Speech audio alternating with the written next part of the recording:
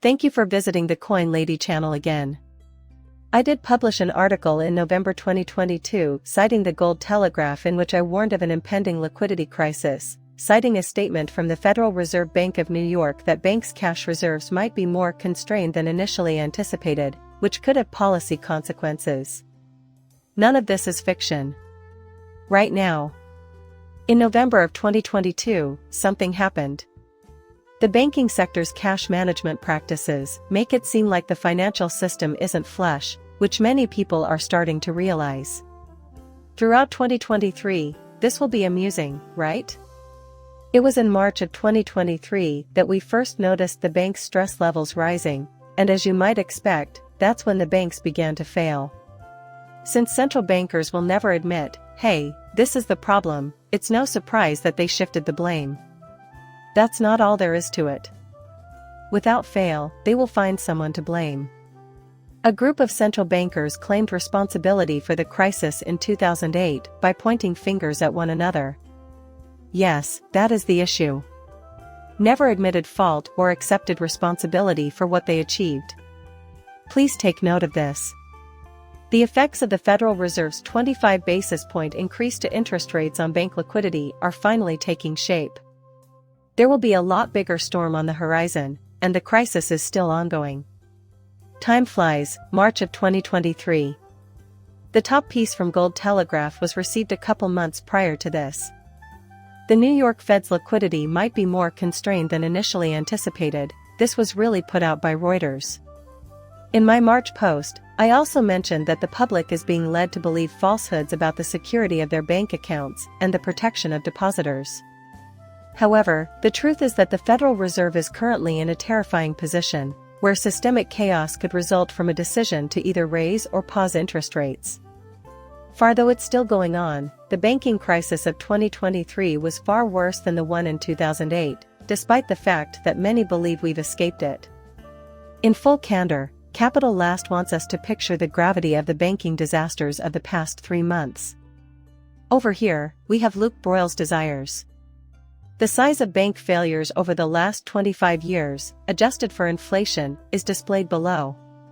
This is a major one, Maxi, so it's no surprise that he predicted inflation, instability, and the impending rise of Bitcoin as negative portent. But hey, at least we have 2008. The $307 billion Washington Mutual Bank was the biggest bank to fail at the time. With a total of $209 billion, Signature Bank was ranked 100 millionth. The Republic Bank was $229 billion.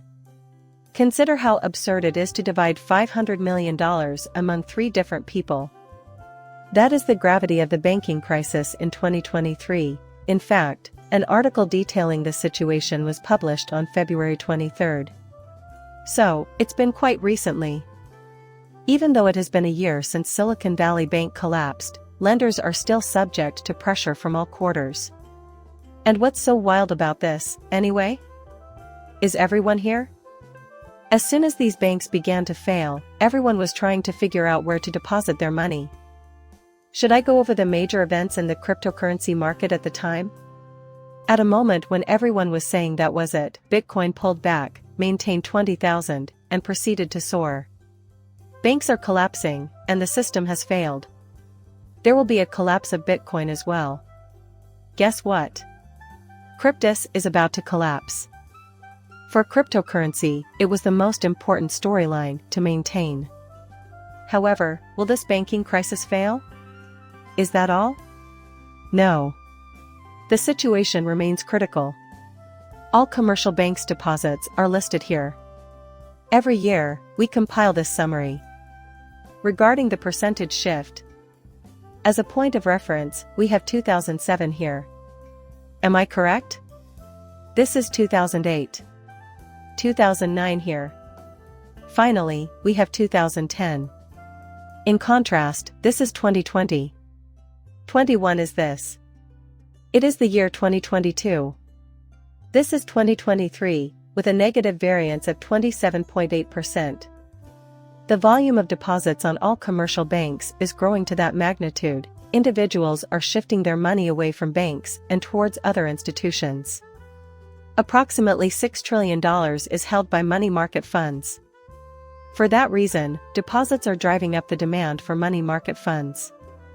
On the other hand, I think exchange-traded funds are quickly becoming a key factor in this capital's growth. What will happen to banks, though, if this trend persists? How will banks do when an increasing amount of capital leaves for other venues, such as cryptocurrency, equities, money, market funds, etc.? Liquidity is becoming increasingly tight. New York Community Bancorp, a very new bank, actually downgraded it at the start of February due to concerns about regional bank failures. So, you know what? Only at New York Community Bank did this occur on the 29th. Another one goes down the drain as NYCB falls 20% in after-hours trading, blaming substantial weaknesses in internal controls. Finally, a comprehensive analysis of the 20% drop in New York Community Bank stock is available here. The alleged flaw, which follows the disclosure of a significant weakness and internal controls, is said to be associated with the review of loans, which is a consequence of inadequate supervision and risk assessment. It was NYCB that bought out Signature Bank when it went down in the 2008 regional banking crisis. The bank's surprise $260 million loss in the fourth quarter of 2023 was followed by this development just a few weeks later. At its current price, the stock has not been this low since 1997. Due to this issue, NYCB will be submitting their annual report late. The board has stated that a remediation strategy will cost around $10,000. The announcement of a new chief executive officer suggests that there may be tensions among the board members as well. Also, pay attention as we take a close look at this situation. There will be an increasing number of instances like this throughout the year. As I mentioned before, there are still a lot of worries about liquidity, and the strain is still hanging over everyone.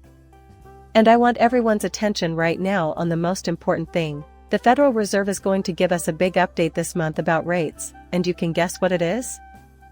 There will be a significant increase in bank failures if liquidity does not improve and interest rates remain unchanged. Plus, the severity of this catastrophe is going to escalate dramatically. To a greater and greater extent. The video concludes with that. As usual, I'd appreciate it if you could subscribe and leave a comment with your opinions. Muchas gracias, depart.